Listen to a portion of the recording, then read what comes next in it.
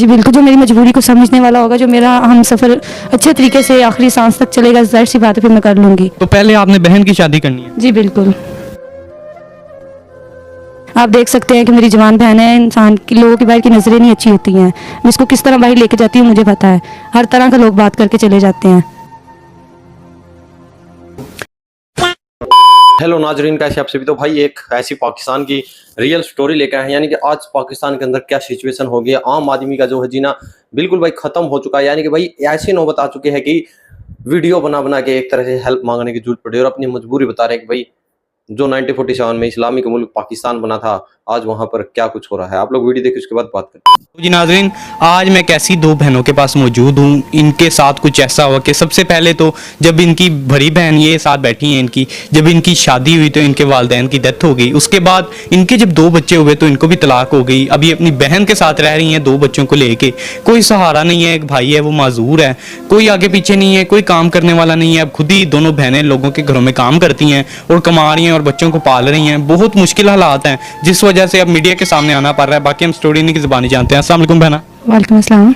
बहना, जो आपकी सारी स्टोरी है, जो आपके बहन भाई आपको देख रहे हैं सामने कैमरे में, इनकी तरफ देख के एक दफ़ा इन्हें तफसील से बता दें। जी तकरीबन 2 साल हो चले मेरे अबू की डेथ हुई को, और मेरी शादी को 6 साल हो चले हैं, और मुझे डिवोर्स हुई को 4 साल हो चले हैं। मेरे पास 2 बच्चे हैं।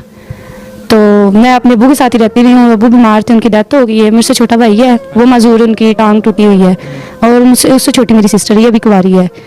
तो ये हमारी स्टोरी है। खुद हम काम वगैरह करती हैं दोनों बहनें, बच्चे घर रहते हैं। बहुत आपको पता खर्चे होते हैं घर के। अच्छा, आजकल महंगाई जो है अरूज पे है, तो कैसे गुजारा हो रहा है ऐसी महंगाई में? पानी नहीं मिलता, सारी रात पानी के लिए परेशान, सर में दर्द हो गया है। ये देखो मेरी हालत कमजोर हो गई। मैं अब बताओ मैं क्या करूं, कैसे इस मुल्क में रहे। ये बच्चा मेरा पोता, इसके लिए पानी नहीं है, चड्डियों से कपड़ों से मैं पोंछती हूँ। अब ये बच्चा जरासीम से बीमार हो जाएगा, मैं कहाँ ले लेके भागूंगी बताओ मेरे। काफ़ी सब आप यूँ देखें कि सुबह 8 बजे से लेकर रात को 8 बजे तक किसी के घर की मुलाजमत करनी कोई आसान काम तो नहीं ना है। हर तरह की उनकी बात सुननी पड़ती है। जी हर कोई बुरी नज़र से देखने वाला होता है। कौन आजकल के दौर में सही है? कोई भूल जाता है कि हमारे घर में माँ बहनें हैं, बस उनको यही नज़र आती है कि ये इस तरह की है, ये इस तरह की है। लेकिन फिर मजबूरी के तहत आपको करना पड़ता है। बिल्कुल मजबूरी के तहत करना पड़ता है, क्योंकि दिल चाहता है आपका इस तरह काम करने का? किसका दिल चाहता है ऐसे काम करने का? किसी का भी नहीं चाहता।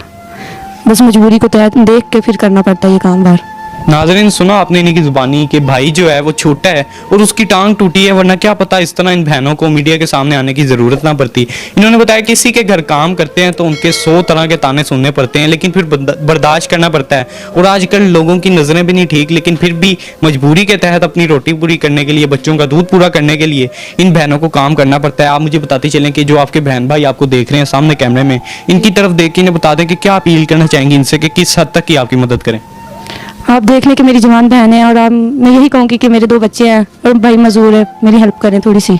अच्छा, आप अब मुझे बताती चलें कि आपको तो अब तलाक हो गई है, अब आपने आगे की लाइफ के बारे में भी सोचना है। कोई मर्द का सहारा होना लाजमी है औरत के साथ, वरना बहुत मुश्किल ज़िंदगी हो जाती है। तो पहले आपने अब अपनी सिस्टर की शादी करनी है, उसके बाद अगर आपको कोई अच्छा लगा तो आप शादी करेंगी दोबारा?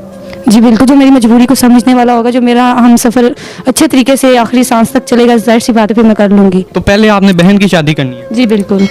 तो नाजरीन, आपने इनकी ज़्यादा से ज़्यादा मदद करनी है ताकि ये सबसे पहले अपनी बहन की शादी कर दें। उसके बाद ये अपने बच्चों के लिए दोबारा शादी करना चाहती हैं, क्योंकि इस तरह एक औरत जो है अपने बच्चों के साथ, उसका गुजारा बहुत मुश्किल हो जाता है आजकल के दौर में, जितनी महंगाई हो गई। बहुत मुश्किल हो रहा है, आपको बताते रहे हैं, बहुत ही मुश्किल हो रहा है। नाजरीन, सुना आपने कि दोनों बहनें काम करती हैं और अब काम करके गुजारा करी हैं। अच्छा, मुझे बताते चलें कि इस महंगाई में 2 वक्त की रोटी पूरी हो जाती है? नहीं होती। तो फिर कैसे गुजारा होता है? बहुत मुश्किल से होता है। जो कमाती हूँ घर का रेंट ही चला जाता है। और बिजली लगी हुई है? हाँ जी, बिजली का 6,000, कभी 8,000, कभी 7,000 बिल आता है। तो कैसे देती हैं वो छोटी सिस्टर है, बस इसी तरह बहुत मुश्किल से आपको बता रही होता है। हम दोनों सिस्टर काम करती हैं। तो कभी फाके काटे हो आप लोगों ने? हाँ जी, हो जाता है। कभी जिधर काम करती हूँ वो लोग दे देते होते हैं खाना वगैरह, कभी होता है वो नहीं देते हैं, इस वजह से फिर। अच्छा, मुझे बताते चलें कि जब वालिदैन जिंदा थे तब कैसी ज़िंदगी गुजरी थी? तकरीबन जब मैं 8 साल की थी, मम्मा मेरी की तो तब की डेथ हुई थी। तो पापा मेरे मिस्त्री थे, तब हमें ज़रूरत नहीं थी इतनी फील होती। अब जब से पापा की डेथ हुई है, बहुत यकीन माने बहुत मुश्किल हो गया गुजारा करना उनके बगैर। नाजरीन, सुना आपने वालिदैन के बगैर ज़िंदगी कितनी मुश्किल हो जाती है।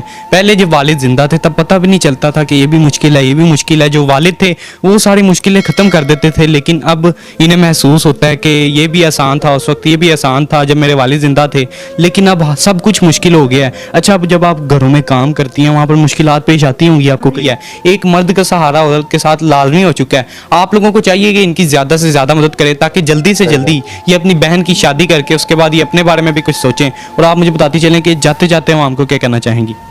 आपकी मेहरबानी, शुक्रिया, मेरी बहुत ज़्यादा हेल्प करिएगा। मैं बहुत ज़्यादा इस चीज़ से ना तंग हूँ। आप देख सकते हैं कि मेरी जवान बहन है, इंसान की लोगों की बाहर की नज़रें नहीं अच्छी होती हैं। मैं इसको किस तरह बाहर लेके जाती हूँ मुझे पता है। हर तरह के लोग बात करके चले जाते हैं, तो प्लीज़ मेरी हेल्प करिएगा। नाजरीन, इसी के साथ अगर आपके पास भी कोई ऐसी स्टोरी है या अगर आप हमारी एनजीओ में मुस्तहिक हकदार लोगों के लिए डोनेशन करना चाहते हैं तो नीचे आपको हमारा नंबर शो हो रहा है, इस पर भी आप रब्ता कर सकते हैं। और आपने इनकी ज़्यादा से ज़्यादा मदद करनी है। जितना मुझसे हो सका उतना इंशाल्लाह मैं भी करूँगा, जितना आप लोग कर सकते हैं उतना आप भी करें। और इसी के साथ मुझे और इन दोनों बहनों को दीजिए इजाज़त, इस उम्मीद इस यकीन के साथ कि इनकी मदद होगी। आप सब मिलेंगे इंशाल्लाह नेक्स्ट वीडियो में। अल्लाह हाफिज़।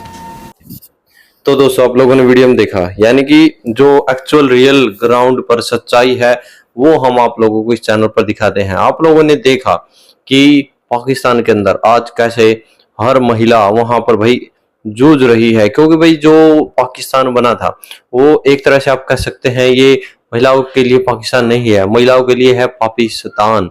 यानी कि यहाँ पर जो पापी रहते हैं पाकिस्तानी पुरुष, वो भाई औरतों को पैरों की जूती के समान समझते हैं पाकिस्तान के अंदर। और देखिए, भारत की बात करें, भारत में हर बंदे को, जो हर धर्म जाति, यहाँ पर कोई भी किसी भी तरह का लिंग भेदभाव नहीं होता। यहाँ पर संविधान के अनुसार सभी को अपने हक मिलते हैं और नियम कायदे कानून है। देखिए, पाकिस्तान के अंदर अगर किसी के साथ ज्यादती हो रही है तो पाकिस्तान के जो वर्दी पहनकर जेलों में बैठे हैं वो उनसे भी बड़े भाई शैतान है, वो उनसे पहले उनको खा जाएंगे वहां पर।